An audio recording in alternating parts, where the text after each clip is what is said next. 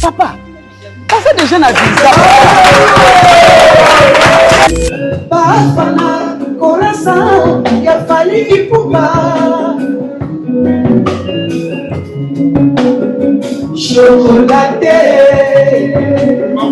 café au lait, sweet love, ya fali ipupa. Le cœur, à matin à podium, aïe vous féliciter yo. Anga chombo na mbunzo boy, après son on a le bogo mena suko simbo ngo boaki na se. Papa, oui mais que mbunzo zali talatala ya mutu. Oui bakate elongi. Choma. D'abord il a tout na ok so abi ozaka problème moko particulier na simbi. Et ça problème moko particulier par rapport à vie. To sali musique ndenge moko te papa. Fali a sali effort mingi. A bini a sauté na carrière solo. To komisa te. Mais quand même, on reconnaître peu que faire rigolo à l'élo, à sous ça la paix, il y a pas de rien. Mais ça là qui toque. Mais nazo le basiko yo, oyo a sauté moulaï mingi. Ils ont fallu.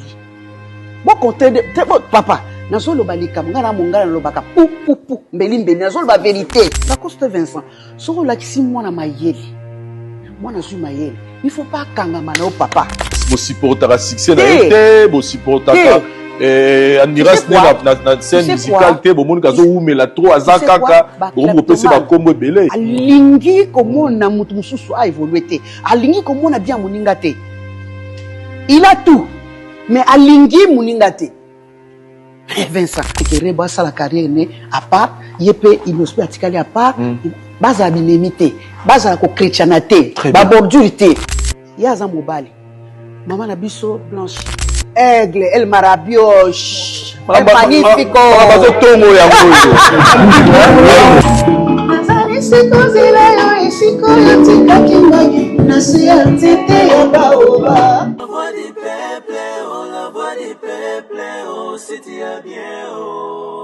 Vincent Chilouizi, étoile de la presse.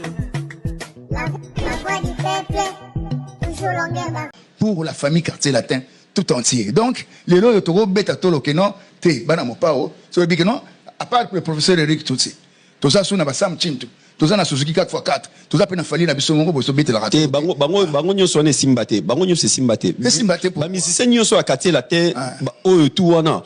Ezala yo, ezala bango ba musicien nyoso tanga muté simba zate. Mettons nous dans la. Muté simba zaka falli. On na yeba ke Kofi ango, na libumu ya Kofi. Moi no ya bimisa ke zaka falli. Pourquoi bino mususu bino nyoso botika les simba na ngote?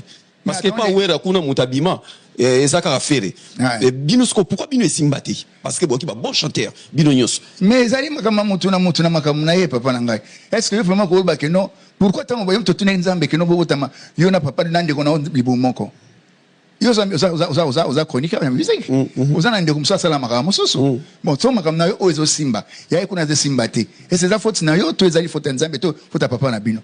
Et ça a décidé à Moutou na Moutou. Donc, Koko a envoyé Moningate parce que Banina Soudon. Et ce n'est pas dit que tout le monde doit être président de la République. Hein? Fati Faza la Fati, Banem Soubou Baza Bamsou. Donc, ce n'est pas tout le monde qui doit être. Donc, la famille, nous surtout, les Konzi Moraz à la Kaka. Et ça, c'est que nous faut battre nous à la Kaka, président de la République. Non, c'est comme ça. Il n'en a qu'à la terre. Raison ni nous, et Zalara, qui est Kofi Olomide à Lingakate, qui est Bino, musicien, Bobimana, danseuse. Pourquoi Pekissa va danseuse ba bimana bino ba musicien parce que boza mibali kitoko bozo mana attaque chant ba ser na biso ba bina musicien ko linga danseuse ezalaka lisumu ou ezalaka problème pour na président na musique na biso ya Congo kaka Kofi Olomide te soko ke na maison mère okomona kuna loi pe zalike jamais ko toucher danseuse soko ke na la timi wata basimba ka danseuse te OK pas fabricas maestro basimba ka danseuse te OK na wenge BCBG basimba ka danseuse te loi wana ya kubimana danseuse te loi wana ebimela wapi pe bozo ngo wapi. Mais c'est une loi morale, c'est dans la morale. Mais attendez, ba danseuse baza avant que baza la non ba danseuse ce sont des femmes. Ce sont des femmes au baye pour nous ponako luka musala. Nakata musala ba comme luka ba collègue na biso. Ozomona. Biso sont des tozali to yebi musala na biso bien né ezalaka. C'est ezali loi morale que ce n'est pas bon de nakata l'entreprise pour banako ko sala ba amour nakata musala et bo mara musala na ba entreprise surtout et ça normal. Bon tout donc et ça loi morale OK non. pour l'entreprise nyonso ekende bien mais basi bazali ebele batala ba fanatique balanda rapso na ba conseil ba jeune femme wanta bayaka wana bayaka ne musala bayaka ba mabala te mon chef d'entreprise ni yango akolinga ke non aza ko investir sur bato ya misala na ye bino so bakata misala na ye pour so ko bepisa boko misango so ko ba bolingo botiki musala boke osa bolingo na bino libanda mais na kata musala te so que non o bana ko bimana suna na mona musala mite ba boy biente ba homme madwana o bana na mona musala na yo au moins que c'est ça moralement ce n'est pas juste. Et ça, normalement, ce n'est pas normal. Donc, ça, les lois t'aimer, et ça, tout à fait naturel que, dans une relation normale, on ne peut pas sortir avec son collègue de travail. Ce n'est pas normal. Tala quartier latin nabino, ya Syrie nabino. Merci à vous. Tala quartier latin, ya Syrie nabino. Na quartier latin, lelo, oyo, Cindy, Azawana, Mamasi, bonsoir, place à Otalabiso. Azo tindika asawana simi mouvement parce que après Kofi Olomide na quartier latin c'est Mamasi oui et ça Cindy oui. Lelo oyo ozongi nazo ebate oye comme invité ou bien nengo ozongi tote karande musique ozomona makambo kino ba hiérarchie bozo ba kino mukonzi bo komisa ngo bo chaka ngo na likolo to comme ça vraiment likolo te dans le sens que faut comprendre nengo ça c'est l'ordre les 7 hours ola oyebi que Cindy ola ta bilamba na ya ndaku mais c'est le travail yo ola ta uniforme oyebi yango bien sûr tenir on va repasser ngana lata pour au moni kozala ko ta uniforme wana ezakate parce que ça bazo ça on peut diminuer mutu non pas du tout. Au contraire, ce qui est sikoyo, ba caméra wana scène wana ba senke non, ba couleur les alba rouge, ba lumière les alba rouge. Et zali ndenge ba ça la vidéo, et ça ba long ils a critique, zali ba critiquer moi ça ngo pour la beauté ya scène. Ça n'enlève rien à Eric Tutsi, ce qui n'a pas dit tenu ou scène que nos scènes est bête. Tout ça on pour la beauté ya scène, pour donc on fait notre travail. Après, so na si on a longue ba foutu ngambongo na ngai na kei, les attenité na so na lati ngo et tigali ngai zoto mo makina lati teni mo boye kamera na vie. Pas du tout. C'est le travail. Bon na ngo que no so lati uniforme, yé peut tenir lati wana ezaka uniforme. Bon même pour pas tenir ezaka uniforme. C'est pour la scène. Ce n'est pas pour que nous ce n'est pas diminuer les gens de côté de Tabatuna. Ce monde va être tenu, nous allons pour la beauté à scène, public ou se fout un bon na bangoana. À part que yoka son, après on besoin de mon comment qui toque on a mis sur la bango. Au moment alors, ce qui est mouton ça la design, ba designer ça na bango yangwana. Ba ta bi film to projetant mo boy. Ba garçon, bolata rouge noir. Ba fille bolata noir rouge. Ba tika même couleur mais ba si balati rouge na c'est, mais ba balati rouge likolo. Pour la beauté à spectacle, s'il faut que tu aies ta même tenue, pourquoi pas? C'est la beauté, c'est la musique, papa. Et ça a été que nous sommes là, tu tenue, on a dit comme moindre, mais so là, tu dis à maman, tu n'es comme koleka battu, c'est pas du tout. Bon, ça va détail mon et ça quand on a musique na biso, ma mentalité mon boy, auto yé ba rapina comme ça là, rendement ya nini ya spectacle nini za la raté. Moi je trouve que c'est normal. Cindy abakisi nini na quartier latin Mamasi, abakisi nini na quartier latin ou bien à Longole ou bien abakisi ou bien quartier latin et Koufa ou bien quartier latin ya bien, ya bien bon, poser la question en fait. Ouais. Parce qu'on a posé déjà 3 questions. Non, Cindy a bakisa nini na quartier latin. Depuis à ça permet na Kofi Olomide a bakisi. Botala via botala album lokola ba. Nzembo lokola nani ya. Le 27, le 28 chérie. Au moins que Cindy, c'est une valeur ajoutée dans le quartier latin parce que malgré Toyemba, la seule chanteuse à le quartier latin. En fait, le quartier latin, ça veut dire que Kofi Olomide. Il y a eu, Kofi Olomide, ça là, featuring Makasi na Kumbagalo, ou si, parce que chanteuse, ivoirienne, mais il y a Mamasi, et ça un peu particulier parce que Mamasi a une couleur autre que, donc, à part Naye, c'est tout à fait normal. Nous sommes les cas, dans le quartier latin, tous les cas est belé. On va faire les temps à Baksa Guinée. Il peut Baksa partie naïe. Kofi Olomide reste Kofi Olomide. Banze monaïe. Ce qui, avec un nom motel, maman si ayemba, total un canon pour pied, pour comprendre que c'est une autre génération qui est en train de venir, une autre génération de chanteuses. Donc, en tout cas, Boyo Kango, beaucoup comprendre, Malem, Bessoy Mamasi, avec Sini na quartier latin. Ce qu'on t'a dit que Fali yo muto ya na quartier latin et pas ya Koffi Olomide. Mais comparé ce qu'on Fali lelo na yo en face. Ozobenga ce qu'on t'a dit que Fali yo muto ya na quartier latin et pas ya Koffi Olomide. Mais comparé ce qu'on Fali lelo na yo en face. Ozobenga ngo ezali kindoki eza malchance ou bien musique eza kisi ou bien musique eza nini pour niveau Fali ya komina ngo ba salle Fali azobeta. Azoya na ba 40 50 personnes. Azoya na bango poto. Mais yo ata ngungi ya pamba ya Congo omima ta poto te ata mutu moko ya poto te ndenge osabo po ya na no poto fo muta mema yo Koffi Olomide mema yo mais Fali oyo mema na quartier latin lelo tala niveau ba salle nyoso moni ya poto même place bo bete yem ta beta ki muta liboso azo beta déjà makamutu et ça la ko ndenge ni ta omona ka Fali niveau ya za na ngosiko omona na te ko zape o ko zape na problème na famille te oui na bomusu na kutena na maître na biso ya première primaire tant tanga to na classe non tout le monde a monté notre diplôme, ou bien tu un docteur en sciences et comme ça, mais tout le monde a toujours quelque part dans la non. Si on a écouté un professeur de maître classe. Tout le monde a zan, comme ça, on a carré. Pour la connaissance qui était, oui, maître bazana, la mise à connaître le ban avant. À toi, moi, mon mais à yébika que non, à monica, pouf, abi, et 5, et 5, parce que vous êtes comme bien là, Eric Tutsi. Comme on a un zenge, bien. Je sais que tu te souviens plus de moi. C'est moi ton professeur de première année primaire. C'est moi qui te faisais chanter. Isabelle se promène, au bas de Verdun. Isabelle se promène, au bas de Verdun.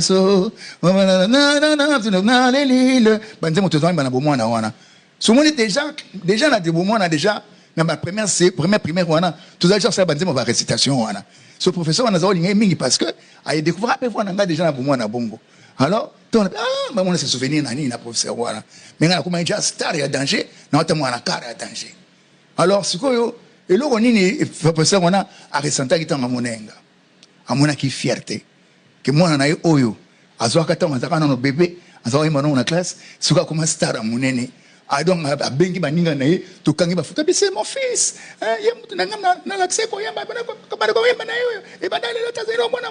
c'est une fierté pour moi que à travers ngai le loyo nzambe asali que no fali apamola mina ba boka Koffi Olomide c'est une fierté pour moi le loyo na ko kena ngaba bi Seigneur merci au moins na sala ki babolamo na mutu moko na mokili oh que non nzambe mo habité quand même à travers toi j'ai béni quelqu'un je suis l'homme le plus heureux que Fali makamnae et kendenge wana soki simba kité bangamba loba oh ngana zandoki mais le quoi simba en tout cas j'ai béni Dieu en plus na béni sous Fali à continuer quand on parce que moi j'ai vu son talent donc azalaki non na orchestre wana azalaki wana ozo béni Fali muta memi yo poto eza Koffi Olomide yozo béni Fali soki siko lobi bakangi passeport na yo osa ndeni bakanga passeport na pourquoi et yo béni Fali ndenge ni Koffi Olomide c'est pela Fali c'est mon poulain c'est tout à fait normal papa nyango azala donc vite to bakana ninga famille hein bozana famille na bino bozana noko moko boye azanga bambonge belé yo zanga le côté azu bon la moni yo ozama elimi na classe akamati ya futeli ba classe bani tout ça hein mutu wana mwana no futeli ba classe wana pe akompe mutu akomi ministre ce sont Gola oba ofinga ngai nalobi ngam na kimsi rize ya gola okindo kite na kosa analyste ba gola oba ofinga ngai nalobi ngam na kimsi rize ya gola okindo kite na kosa analyste ese ya gola kimi na kosa analyste ba mise ope batikali ba okima na koya pe ko sala pe ka analyse okeba na ngai boyoki okeba na ngai ba sente ba sia ba bite ke ba mise la bino ba sente ba sia mise nenga zana so comme dana mwasi na poto c'est que un jour otikala bite ba sente no pe ba zongite ba olonga lobby j'espère total so ba okeni ba nyonso total olikolo moko za kati mako libane bele ba okima ba otikala ba basi na bango bana basi ba Belgique bana basi ba Allemagne bana basi ba Paris bana basi musu ba uti ba Canada ba wapi ba yeko zo ba zim na ba Londres pour ton wenge bimi ton ba yibango nyonso. Et ce qui est pire, on dit que j'ai pris, c'est bien, Ces sacs, c'est plutôt ces habits, j'ai mis dans des sacs poubelles pour donner à la belle famille.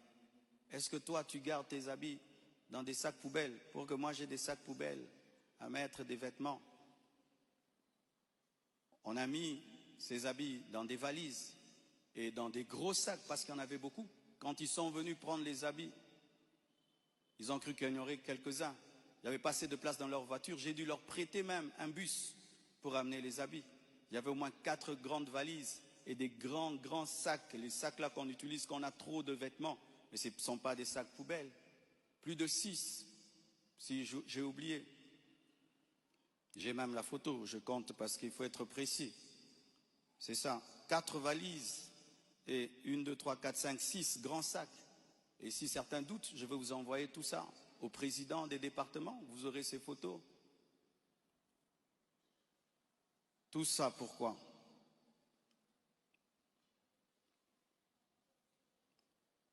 Et ce qui est terrible, on m'accuse même de l'avoir tué, alors qu'elle est décédée d'une crise cardiaque à l'hôpital, suite à une opération.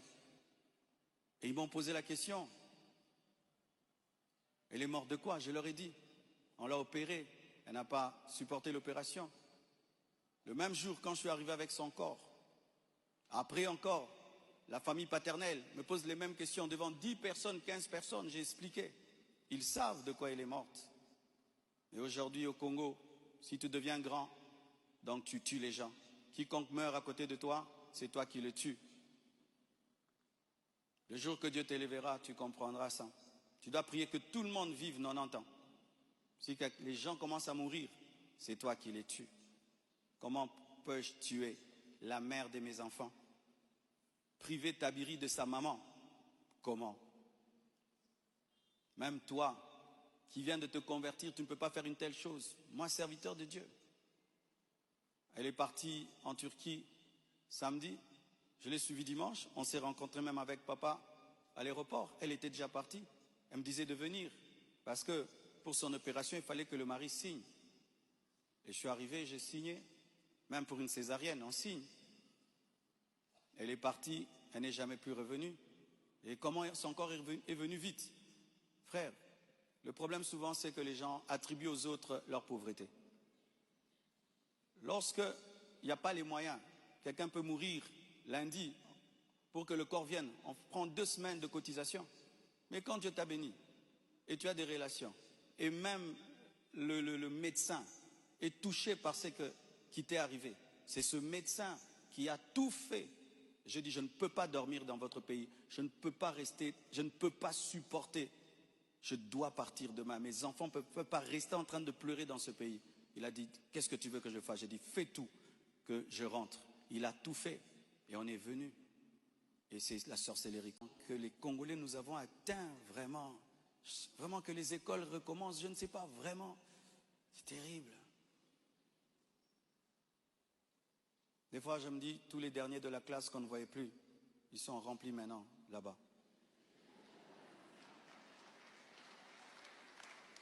Et vous savez, le dernier de la classe, le professeur donne un cours de 2 heures du temps, et puis il a 1 sur 10.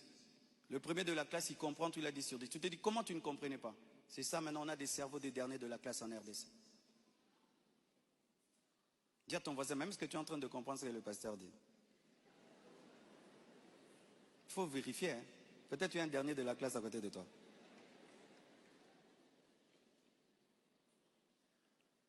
Tout cela n'est rien d'autre qu'un chantage, motivé par l'appât du gain, car cette personne me dira, donne-nous l'argent, nous avons des voices, sinon nous allons te détruire. Tout ça, c'est un chantage motivé par l'appât du gain. Pourtant, malgré tout, j'étais disposé, je suis disposé à donner 250 000 $ par respect pour Blanche et pour sa famille et pour la paix. Mais je ne peux pas accepter l'injustice d'une exigence démesurée de 800 000 $. Comme je vous dis toujours, cette église n'appartient pas à mes enfants. J'ai investi 26 ans de ma vie dans cette église, mais rien n'est à mes enfants. Qu'est-ce que mes enfants auront? Les quelques biens que j'ai, C'est à eux. Ils ne viendront pas un jour vous déranger ici. Et donc je ne peux pas donner par peur ou par chantage ce qui est à eux. Ils diront, tu es quel genre de père? Et l'église, ce n'est pas nous. Et ce que tu as n'est pas à nous. Je ne le ferai pas. C'est pourquoi j'aimerais dire aux veuves et aux veufs, ne vous laissez pas dépouiller. Ne vous laissez pas dépouiller. Ne vous laissez pas dépouiller. Ce que je prêche, je le vis. Mon combat, c'est que je vis ma prédication, mon message. Mon combat, c'est le message de la sainteté qui dérange. Mon combat, c'est que une fois, j'ai vu l'esprit du léopard et il m'a dit, tu veux me combattre? Ce pays est tenu par un esprit de léopard, un esprit méchant. Regardez comment nous sommes devenus méchants. Regardez comment nous sommes devenus méchants, mes frères. Cette méchanceté démoniaque satanique. Et quand j'ai vu cet esprit, vous avez vu tout ce qu'on a connu. C'est pourquoi, pour finir,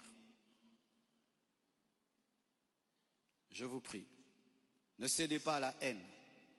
Au-delà des personnes visibles, il y a un combat spirituel. C'est une attaque de l'esprit de léopard que Dieu m'avait déjà révélé. Un esprit rusé et violent qui cherche à abattre les hommes de Dieu et à ravager les familles. Bénissez ceux qui vous persécutent. Priez pour ceux qui vous calomnient. Matthieu 5, verset 44.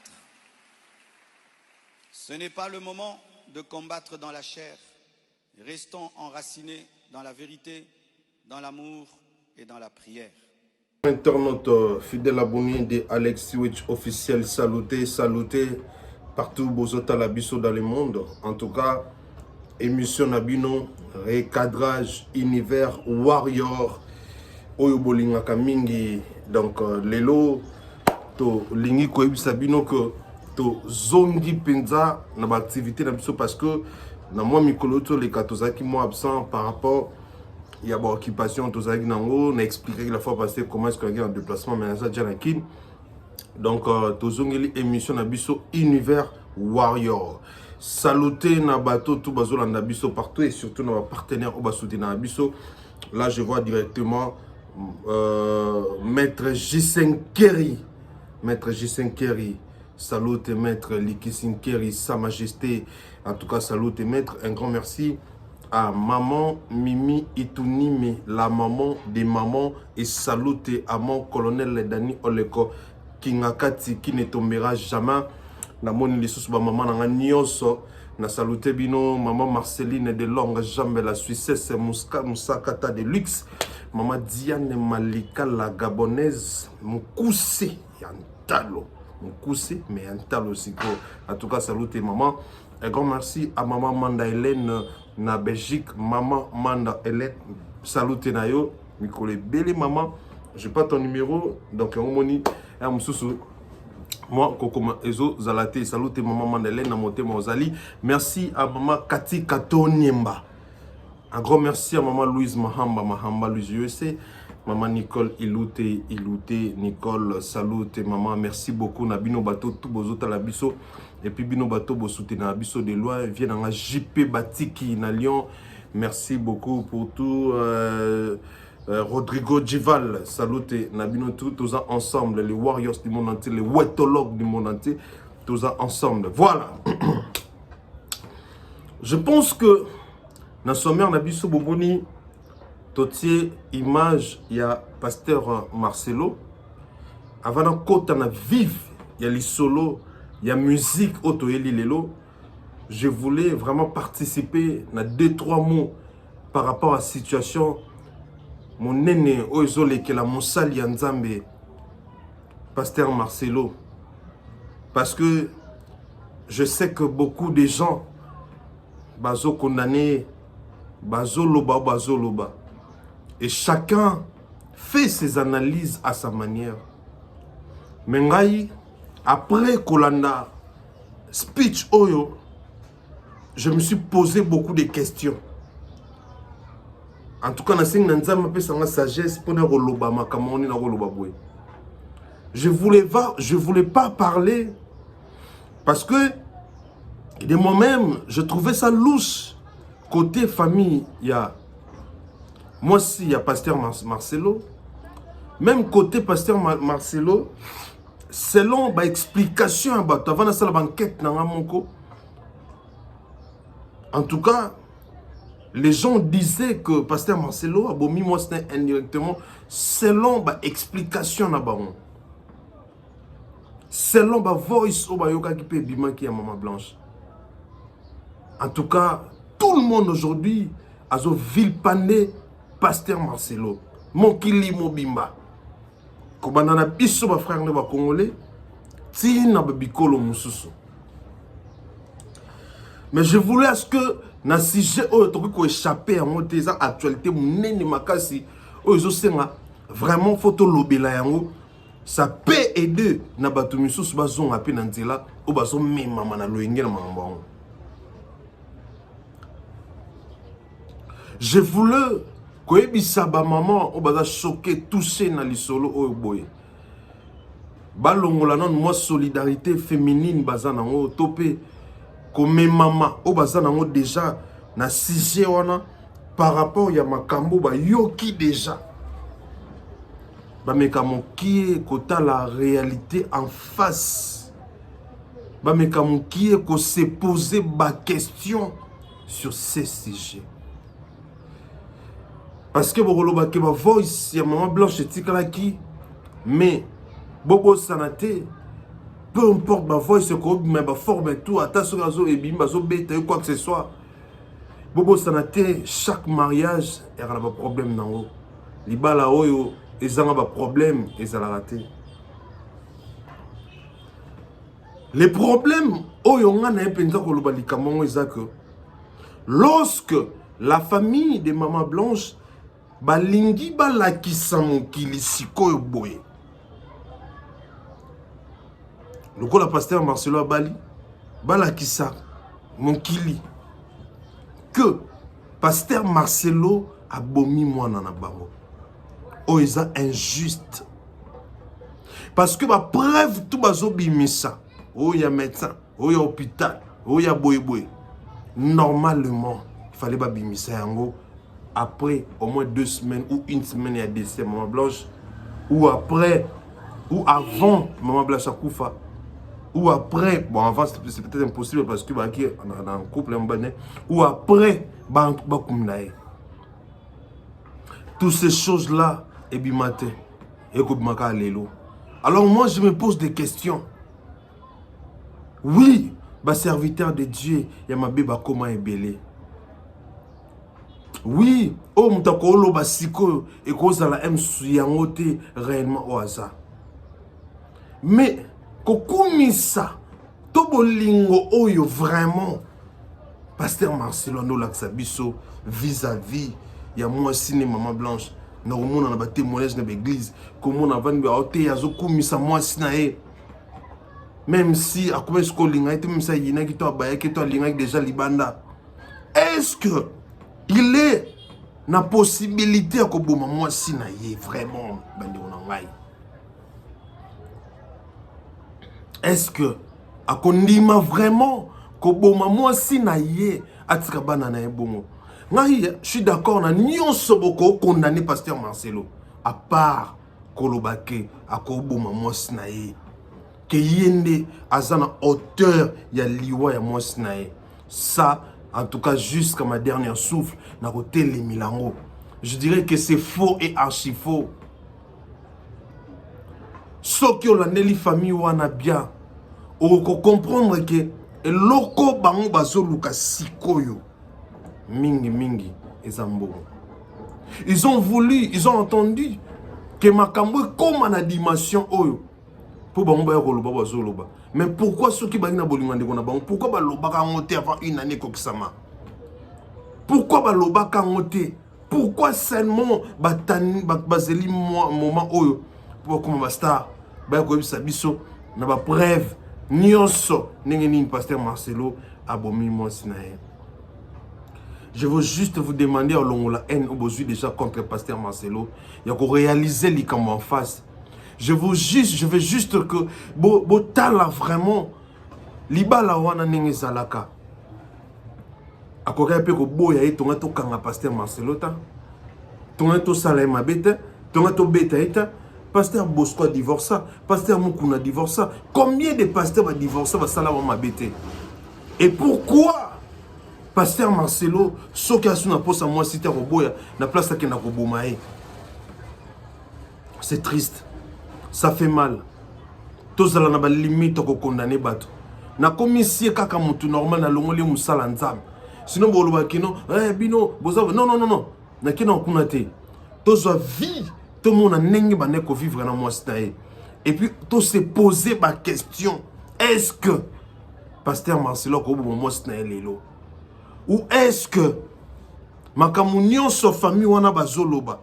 Est-ce que c'est solo? Parce que j'ai l'impression que communauté topé batutu bazon dit tout ce que la famille de Maman Blanche dit sans pour autant vérifier à cause de la haine, à cause de méchanceté. J'apprends même que il y a d'autres pasteurs au bazana sima ya makambwana pour nous faire couler pasteur Marcelo. Moi, j'ai dit ça pourquoi? Parce que tout le monde n'a qu'à ma forme et tout n'est pas fallu. L'élévation n'est pas facile. L'élo Fali, qui n'a pas traité Fali des PD? Qui n'a pas traité Fali de tous les mots bizarres?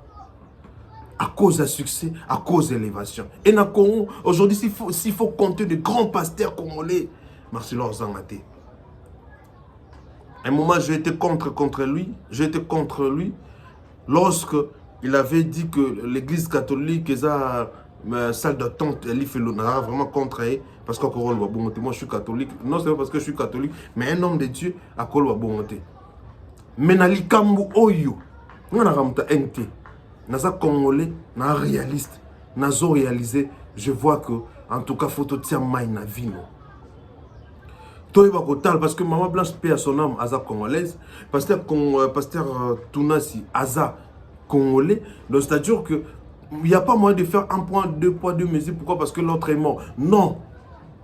Parce que les lopeso pasteur Marcelo, Kufiba Nawana, Obino Bozolo, Bozo Bundela, Bako, comme appelle Issous n'a pas si makasi. Parce que Obozo Sala, Bozo choqué, Bozo touché, Oko produire na santé, ton vie n'a pas évité. Si c'est fait aujourd'hui qu'il est mort, alors les enfants obino bolo ke bozolo be la bwana souci na bango. Barosuka wapi? Parce que bango n'est pas victime. Bango n'est pas victime. Je suis choqué, estomaqué, j'ai eu mal. Que tout le monde, voire même que la famille de Maman qui dit vraiment clairement comme ça que c'est pasteur Marcelo qui a assassiné, qui a tué Maman Blanche. Et les lives, les influenceurs africains, les africains, africains, européens, tout le monde, et surtout congolais, bino tout ça que ça charne kaka na mutumoko. Qui vous dit que Marcelo a tort? Qui vous dit que Marcelo penzande mutabomaki? S'il te plaît, tous au milieu du village, toyo kapé version, toyo kapé ba version, oizo bima côté à pasteur Marcelo. Famille Yoana, pourquoi avant une année, Baloua qui m'a camboté? Pourquoi avant une année, Basala qui m'a camboté? Il faut se poser ma question, mais pourquoi seulement Siko? Pourquoi seulement Siko?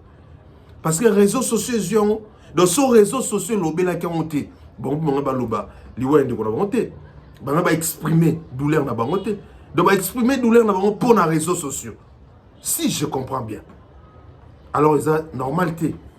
Et tant que Batomaël, et tant que Batou vraiment bon mi ben a pensa que Bosawana pour éclaircir opinion, je pense que total là-bas, parce qu'on a dit que Batebele a besoin contre parce que par rapport il y a ma camarade Batebele va côté la Maman Blanche, en tout cas ça c'est pas mon problème. On a lobby et ça avis nanga, c'est mon avis selon mes analyses n'a pas sa vie nanga.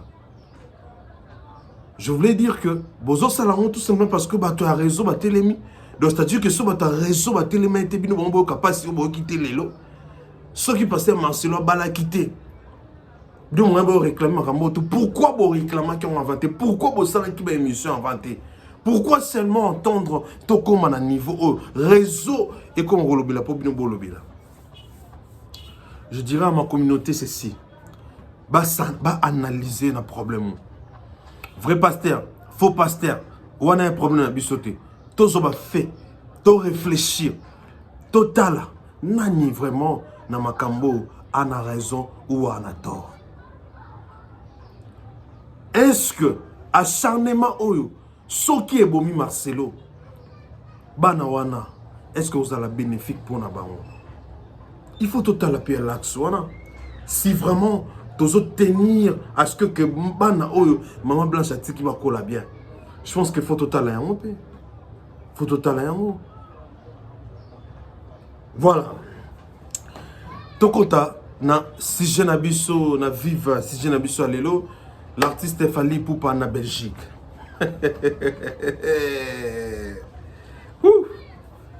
Le rey mago aigle mozalisi pe mo bangisi actuellement de toko son abino en Belgique.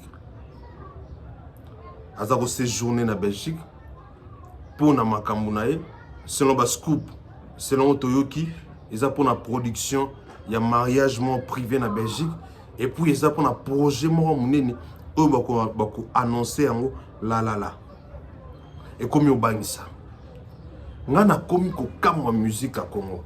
C'est-à-dire que lelo toyebi ba musicien ba banga na kana musique. Mais lelo komi siko mutu présence ya mutu ndepene komi obangisa. Mutu komi benga nzambe yo nzambe. Yo longoli nzambe na place na ye. Omite yo nzambe. Mais ozobanga humain. Tout simplement parce que aye mboka oyo za un événement. En oubliant que mboka eza pour tout le monde. Baki zengi na yo ofongoli na singa ba yo finga. Baloba ye main noire. Main noire longwe na visa. Main noire komi lisusu ke soki ki ngani ana mboka oyo ki ngani mususu akoyate. Quelle bassesse. Ngana zoye bisa kofika aboye. Alinga te. Na yebi ko leka batutu na yebi choqué. Amata kita. Mokili eza sobate. Mokili eza ba aveugle te. Et yebi ke lelo Fally aleki. Pourquoi nazo rappeler loko? Pour lui dire que Fally a un intérêt mon côté. Lelo tilobi okuna. Même si yo mo yebi ko zokosa, mais laisse-moi quand même te rappeler que Fally a un intérêt mon côté. Il y a quelque chose dans la carrière. Il y a un obstacle. Il y a combattre. Il y a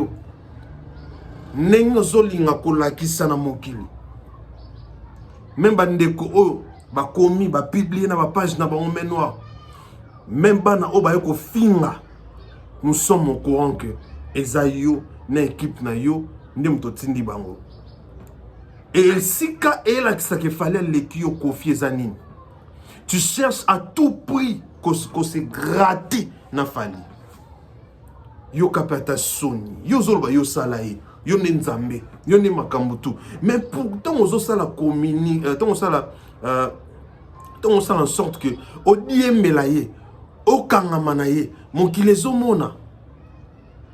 Et du coup ils ont diminué yo. Ils ont la qui ça que ozo vivre na existence ya mutuana. Au moment où yo zolobake yo nenzambe. Je sais pas et je ne comprends pas comment ça peut créer polémique la présence de l'artiste Fally Ipupa en Belgique. Donc Fally ndengezana soki net na minute o faire na Kolwezi. Fallait que Kolwezi te pour faire ça kuna. So na minute o Kofi en France, en Belgique, en Londres. Fallait ko yate pour y a ça kuna. C'est quoi ça? C'est quoi ça? Tant que puissant, grand, du côté père, du côté influence, que les cabines boroboya. Mais maintenant, il y a visa. Bon, on a souscrit visa pour un poto. Et il y a poto, il y a Belgique et comme main noire. Na linga ki li susu boko e bisa bato tu ba chura mboma. Bazo ba camionnette mbola o batu nyonso wana. Boy ba boy. Awa Kofi a memi bato na bango poto bolobi lokote.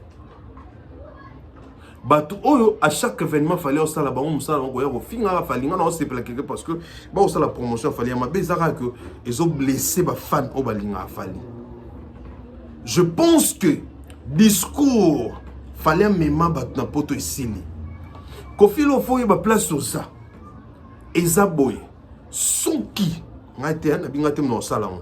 Eza ngate no sala on. Mais na expliquer soki batu na yonde bazoya ko finga fallait. Soki cette fois-ci ba yeli susu ko finga fallait dans les pamba. Bo finga fallait kaka boy. Et là il fallait au sala à celle bango to yebite.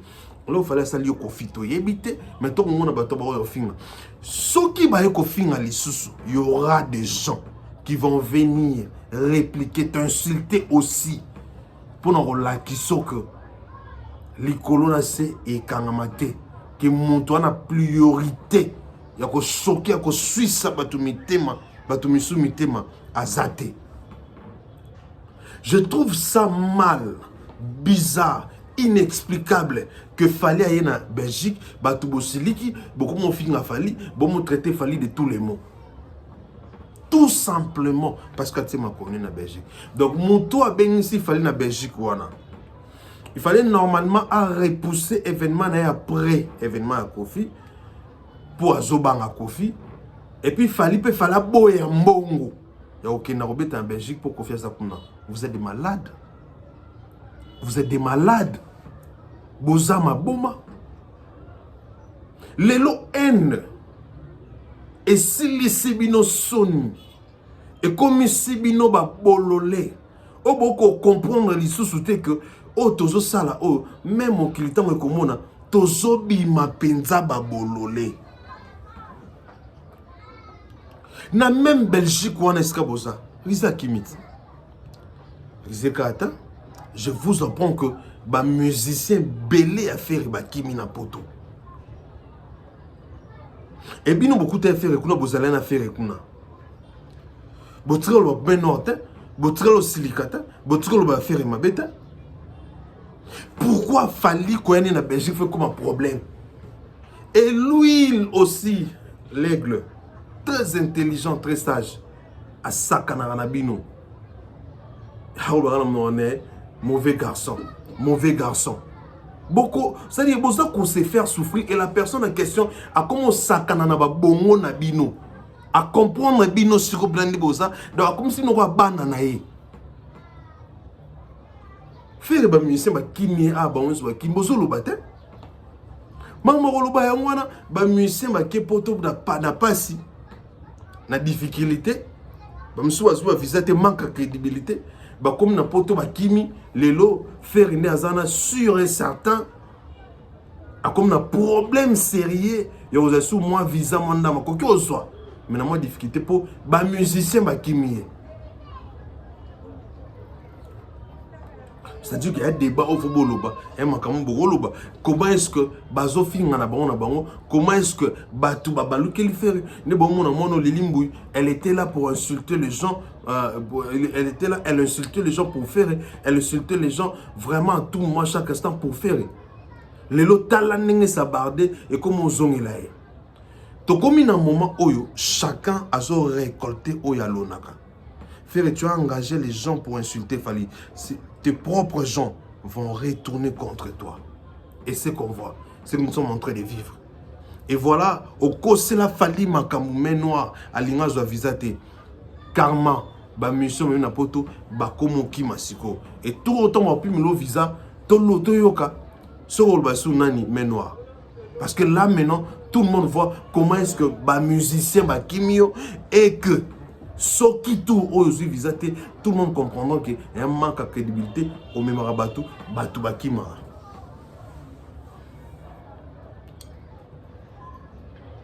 C'est triste.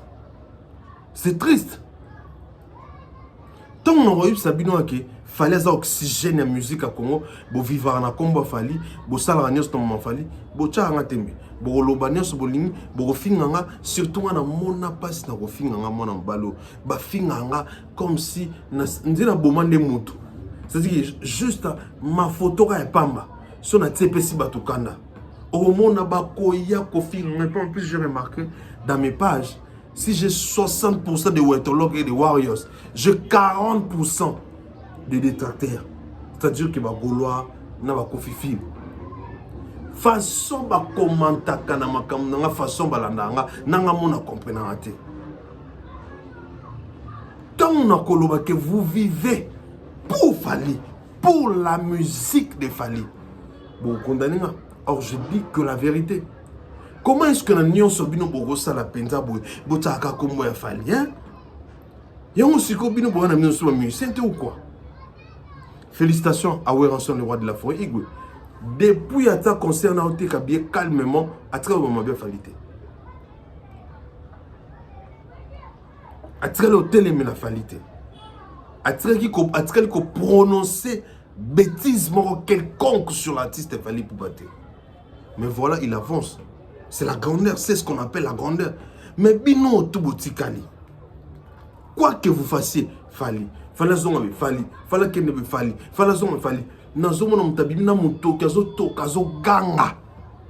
Kofi nga Fally pour na lobake. Aye Belgique, pas bon ma événement Kofi, pas bon ma ayo sala ki meno on est na Belgique. Na mituni ya ro muto ana mwasi, ana bana, a to bazana mobile. Donc c'est-à-dire ça m'a dépassé. Ça m'a vraiment dépassé. Je vous laisse suivre cette interview d'Eric Touti et puis on revient tout juste après. Suivons.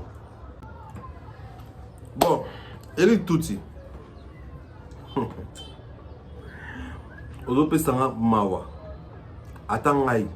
Na poto na rose la blouson bis émission te. Atana bongate. Atana nanga nangote.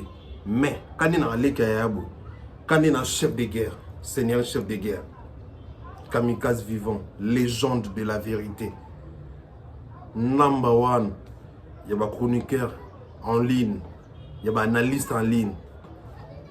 Jamais, on a reçu l'émission mon blouson mon on a reçu 10 émissions na blouson mon. Et puis blouson est simité. Dans la nenge bimisio. Obimi au quoi? Au quoi moi n'habitendi. C'est-à-dire que on a taille ma bé ou un vilain. Ce qu'on a imaginé ni yo linga qui un jour que les ka Fally. David Mombela toutes nos questions moi au faut que soni nan avant loba. Avant de répondre. Exemple un professeur yo pesi. Les années montaient aux zoba. Professeur ba métier moroté na vous métier moroté, c'est normal. Mutoso qui métier muso a exceller muso ko le ka muto atrika na métier wana. Bon après via calcul T, via calcul nzambe, via calcul abatouté. Mais yo touti, bino mbana Fally boba musicien. Falo za atana niveau kabosé. Falo ça la tama kamukie. Nous quoi venir monsieur Didi Lacoste. Nous quoi venir monsieur JDT.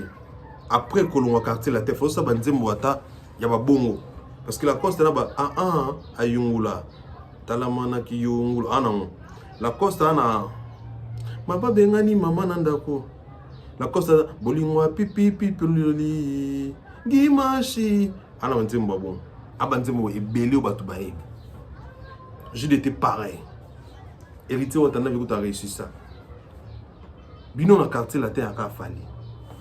Normalement Fally bo silika. Parce que c'est normalité. Ba mission wenye so babima été pour l'équipe non na talent. Ba pesa bino na quartier la terre banzembo pesa no vocal na wenge ba pesa banzembo pesa no vocal. Ya wenge babima parce que ba tia ba mona kobete na niveau te nding ba tia bino na kobe. Bino fallait vivre na bino mobabo ina kofi normalement.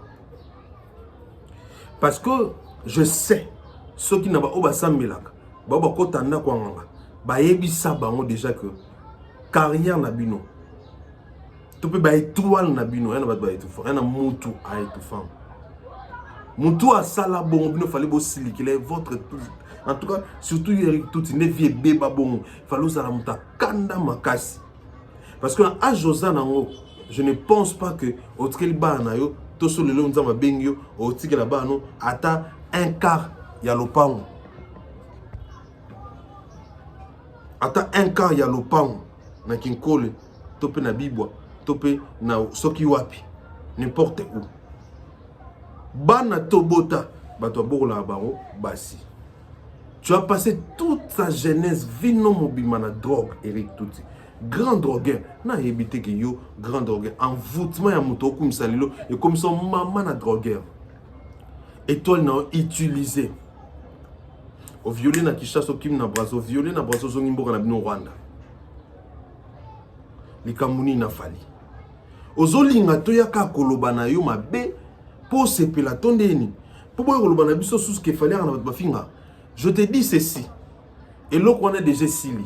Pour bino mo bomemi batu bafinga. Ba avertissement on en sala oza ya suka penza Eric. Parce que tant on a koya wana et vous allez désagréable au sepelaté. Comment tu peux être méchant, bête jusqu'à ce niveau, manipulé jusqu'à ce point? Car poto, biso to kina poto to sala na mampala ya boeta. Pour vivre mon pas kabate. Je ne pense pas qu'on peut sortir 3 000 euros ou 5 000 euros à Pambo. Sûr et certain, je parie fort qu'on ne te donne rien. À part peut-être un sous-place au là, la minute pour attendre mon temps. Donc je suis sûr que tu fais ça pour rien. Enzala, on te dit ça sur maman. Comment on cause la personnalité jusqu'à ce point? Oui, c'est bien, en gros, que tu le fais parce que ils ont ça bien, combat, fallait, ils ont son actualité. Mais personnalité. Depuis le monde, on a une personnalité. Et tout yo même fali na nini. Ozo kata sonité mon koloko kosa. Fali, est-ce que Aza obligé? Et on a reconnaissant na yo na nini. Yo koza ngando kite tout. Yo koza ngando kite et puis mbala suka. Eric, mbala no ya suka. Okolobaki fali yo mutomema fali na poto yo mutomema équipe wana. Fali na mema yo na poto parce que succès a fali ne pesa bino équipe na mobima époque wana feeling. Chef nano bara déjà kufaka déjà pour na musique et sukara nango et sila nango eza pour na fali nde azwa souffle. Donc ça histoire ne peut fali à monter bino ba tout M sous ba bercer na mon béton te pas ngatika ni musique parce que il cessait de dire que non, c'est Fali qui l'a réanimé, c'est Fali qui a fait en sorte que azonge la musique. Et aujourd'hui quand tu parles de Fali, il faut que c'est l'artiste numéro 1 Afrique. Nous t'avons mis le Congo disque d'or certifié, donc un peu de respect, beaucoup de respect même. Beaucoup de respect. Aujourd'hui ça va bien on va buzz et ça même pas 6 mois. Et si là, aux zones la vie en Zala, il n'y a pas si. Bunda Kota Studio Betanzim na chance en Zambé. Par hasard, à 100 personnes va koyoka. Et ça le bien. Ça ne sert à rien parce que voir nous wana batubalingana ba on se va voir bon pété. Ba voir moi ma belle roi sonnet, ba voir moi ya kala. Ba voir moi ma belle na kala tonné baté ya na ngo kitokote. Yo mona banze mona nze mona ne beta liso atana ba balabala atana banzela. Par contre, éternellement, à cette époque, il fallait Betaka. Oui, Betaka, si le Betaka. Aran a trop d'avance que vous, très intelligent, très talentueux, bourré de talentueux. Il savait que Fonaï Manzembo Boé. Poétique à la génération en génération. Yo, Kangamaka,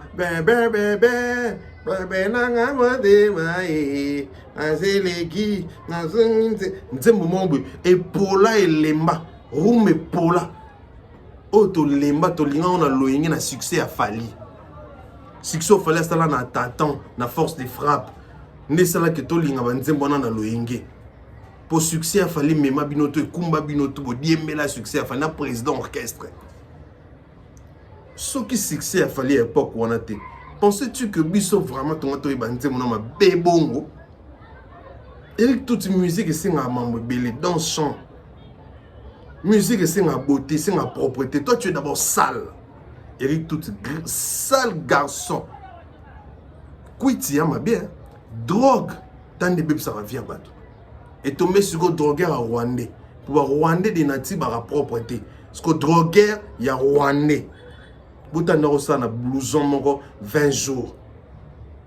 Alors qu'après sonité. A comme dire parano. Monte ça, sous bien. Liboma. Kiololo. nazo répondre nga ponga na mikitisa na na place ma bomba na répondre bino après nazo na place tanga ya maele pour na yebi ki chassa onde zalaka. Arrête de faire ozo banga biso ozo banga to loba non tirer penalty ozo tirer na ba réserve ozo banga tirer penalty son mobile ya tembiara o tirer a to la kiso siko que vous êtes l'autre côté. Et lui tout sale garçon na magini nyango ata so to longo ba chasse mamuto ba ora ba talent yo longo ça succès ko le ka fali na beau il est beau qui toi talentueux ko le kayo ko yemba ko bina ayebi ko le kayo ko linga basi ayebi ko le kayo ko loba ayebi ko le kayo mayela lekio siko yo longo le na magini. Pourquoi ça la jalousie, acharnement, chantage na kombo ya moto? Ba fali banda musique na trop temps kombo tout ça ninga mabete. Oza papa ki zengi ya zoba ya bololo non mona te parce que tu as un peur. Tu as un père. Wana bana.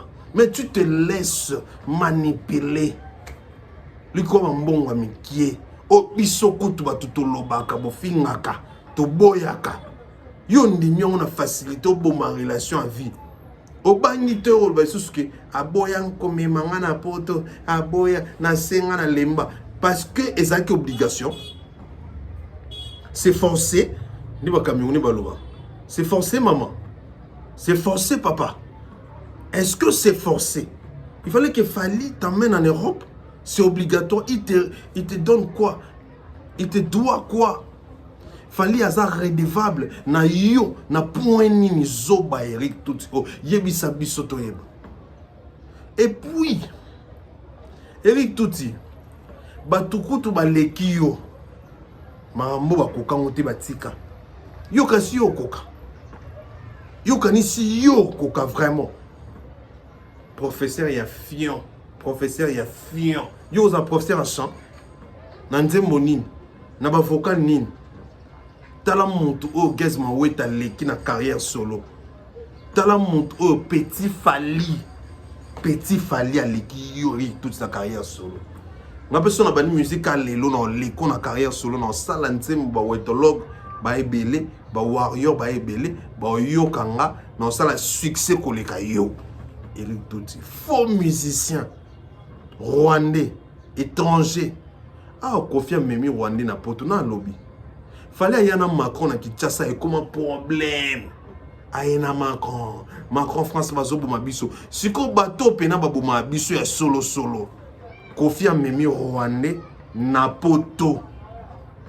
Bolobi loroté parce que ça Kofi on a zo télémé l'injustice oyo ya communauté o. Maître Chouamboma. Injustice oyo. Il y a communauté dans l'hôtel Milan parce que yo maître tu en moment ndo yaka quoi ça là ko ça ko lobaka na batu ko lobaka ba leçon de vie na tout ya Fali boloba nini bangala boza wapi. Je sais que en tout cas je suis contre tribalisme na lingaka tribalisme ta mukete mais je suis en train de comprendre que les bakongo misusu oya baza na bonne foi te. Ils sont réunis pour soutenir leurs faibles. Parce qu'ils ont compris que les faibles, et bah cria et loko moko, il y a aussi en sorte qu'il y a soutenir. Bah mettre tout en beau manag bah aux anakat. Bah Frank Stéma bah anakat. Bah monsieur non autant mais vous allez voir que bah tête et belé où il y a Congo central, la négociation Congo central, ils ont réuni pour soutenir le faible. Biso bangala. Bana mongo, bakasin toi qui dit bah, tozolala. Je ne demande pas que to kabwana. Je veux juste dire que il faut bisoper. Ba anamongo pe, bakasayen pour voir bandikona ba anamongo. Bon la qui s'appelle à mon abino extrême l'artiste Fali Pombe. Bien que je sais, il y a beaucoup de bakongo. Nettement c'est un DJ Malonda DJ Saluté mon frère. Oyo ba soutenaka Fali baza. Je vous kiss. Je vous dis des gros bisous parce que vous êtes intelligents et vous êtes des réalistes. Mais na bateau, oh, là je ne parle pas na peuple. Non, le bateau, na domaine, moro ba yebani. Ne besoin de l'eau. Alors je vais interpeller tous les Congolais, tous les warriors du monde entier. Il y a quoi telemela vraiment eloko wana à tout prix. Parce que et comme ma tribalisme plutôt, excuse-moi. Et comme ma tribalisme, il faut que telemela on ma casse. Et déranger mon tout ceux qui m'ont mal à ça, mon comment la musique. Et déranger mon tout ceux qui m'ont commencé à faire comme ça dans la musique. Et ce que je trouve mal et ce que je suis en train de plairer, c'est quoi? De notre côté, on nous, ça dit que bazo utiliser anamango, topi bangala misusu, topi bande kona biso ya anamango misusu pour nous s'attaquer na Fally. Entre autres, Obinomo Boyiba Kombo, je ne citerai pas tout le monde ici.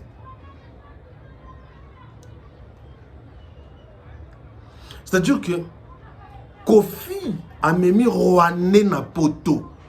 Internet suit motonio so qui m'a calme parce que c'est Kofi. J'imagine ce que ça a fallu. Fallait mon poto te mayane aina Congo za Macron président ya France ou etikala historique ou etikala bénéfique pour la histoire ya Congo aussi surtout pour la histoire ya banal. Mbalati se chapeau ya Nzube. Qu'on a cliqué na mabe kazonyo kola Macron zonyo kola biso Macron zo sala biso mabe talaye musicien mobimba fala za ko Jafa Koli fala za ko batu misoso a dénoncer yango ya ke ko memela biso Macron. Alors venu à Macron na Congo et tikala histoire paiement plus de 80 millions de dollars. Comme Masiko Rouané poto et même Bissoni un artiste soi-disant congolais. Alors les Warriors du monde entier, sachez que notre artiste a vraiment mal aimé na Congo te na Roloba parce que Lelo Fally c'est l'artiste le plus aimé du Congo, le plus populaire. Mais na Roloba na ba domaine au bateau et belé ba bimisa mitou existence ya Fally et zo sala bango bien te ba koka ko supporter à monter. Il faut qu'on se lève pour soutenir cet artiste. Pour retirer pour en coller sous ma case. Et je pense que c'est très important. Et je profite directement de Obeng Saba Warrior Nyoso dans le concert à Dubaï le 9 août au concert à Dubaï et tous les Warriors du monde entier achetez vos billets. C'était prévu vraiment naya, mais on attendait que le billet est quitte mais façon bien aux mata. Bande on a il a tali billet 1200 1300. On a calculé hôtel, on a calculé fonctionnement. On a débat 2000 2500. Entre-temps Koto, Kairos faisons la place. Pour rentrer scolaire. Nda quoi battre. Faut fouta. Entre-temps, photo qui est Braza pour faire orbiter dans le festival Nini na Braza. Entre-temps, photo qui est pas Angola les sous. Donc on a fait des calculs, nous ne sommes pas des riches. Nous fonctionnons dans la moyenne à Bisso, tout le monde qui est à droite au Kokate. Tout qui est à Dubaï, na cher au Izali, tout qui est à la place Moussou, tout au Kokate, mais tout ça de cœur. Nos frères, au Baza Moussikana Bisso, au Baza na Dubaï, c'est-à-dire l'orchestre des Fally avec ses musiciens, avec Venjo Rawaza de l'autre côté, na janvier, tout ça de cœur na Bango. Nous voulons vraiment que tout se passe bien et nous on va relayer les informations parce qu'on va rester là, on va être là à suivre vraiment très de près ce qui se passe de l'autre côté de Dubaï. Donc achetez vos billets massivement, tous les Warriors du monde entier, pour aller assister ou pour aller soutenir l'artiste Fally Ipupa à Dubaï. Aussi achetez massivement vos billets pour aller soutenir l'artiste Fally Ipupa en Angola. Le 30 août, Fally Ipupa en Angola, concert Zanilete, concert Ezakaka. Concert Ezanilete, concert Ezakaka. Donc voilà un peu, c'est tout ce que j'avais à dire. Que Dieu nous protège. Tout mon année prochainement. Au revoir.